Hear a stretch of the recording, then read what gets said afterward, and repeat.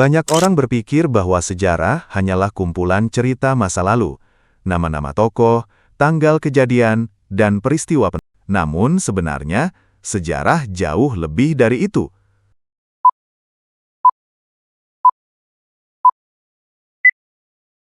Kata sejarah berasal dari bahasa Arab syajarotun, yang berarti pohon atau asal-usul keturunan.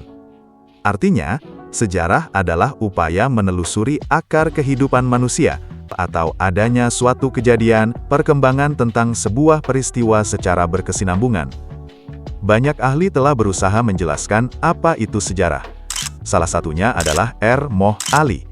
Beliau menyimpulkan bahwa sejarah memiliki 3 makna utama. Pertama, sejarah sebagai ilmu, yaitu ilmu yang menyelidiki perkembangan peristiwa dan kejadian di masa lampau. Kedua, sejarah sebagai peristiwa, yakni kejadian-kejadian nyata yang dialami manusia dan membawa perubahan dalam kehidupan.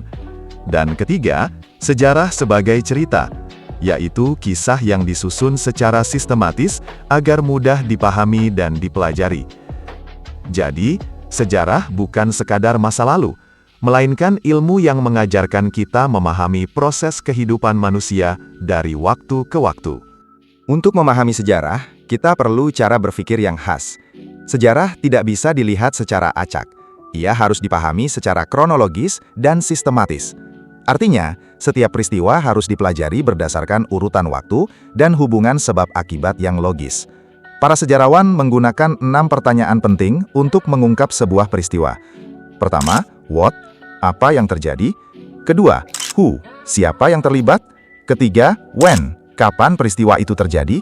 Keempat, where? Di mana tempatnya? Kelima, how? Bagaimana proses kejadiannya? Dan keenam, why? Mengapa peristiwa itu bisa terjadi? Dengan menjawab 6 pertanyaan ini, kita bisa melihat gambaran utuh dari sebuah peristiwa sejarah, dari awal, proses, hingga akibatnya.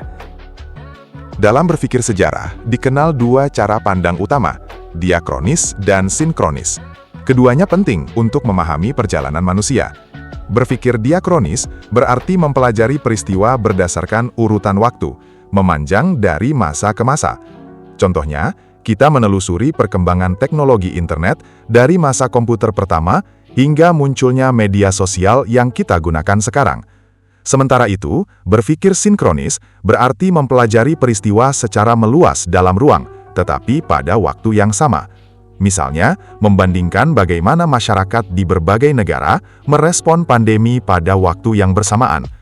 Kedua cara berpikir ini tidak bisa dipisahkan. Diakronis membantu kita memahami proses perubahan, sementara sinkronis membantu kita melihat pengaruh dan keterkaitan antar wilayah pada satu waktu tertentu. Untuk memudahkan dalam mempelajari sejarah, para ahli membuat periodisasi, yaitu pembagian waktu dalam beberapa periode tertentu. Setiap periode memiliki ciri khas yang berbeda-beda. Contohnya, menurut M.C. Rickleff, dibagi dari tahun 1200 hingga 2008. Pembabakan ini membantu kita memahami perubahan besar dalam perjalanan bangsa dari masa ke masa. Sebenarnya, kita pun bisa membuat periodisasi dalam kehidupan pribadi. Misalnya, masa kanak-kanak, masa sekolah, masa remaja, dan masa dewasa. Dengan begitu, kita bisa melihat bagaimana diri kita berubah dan berkembang dari waktu ke waktu.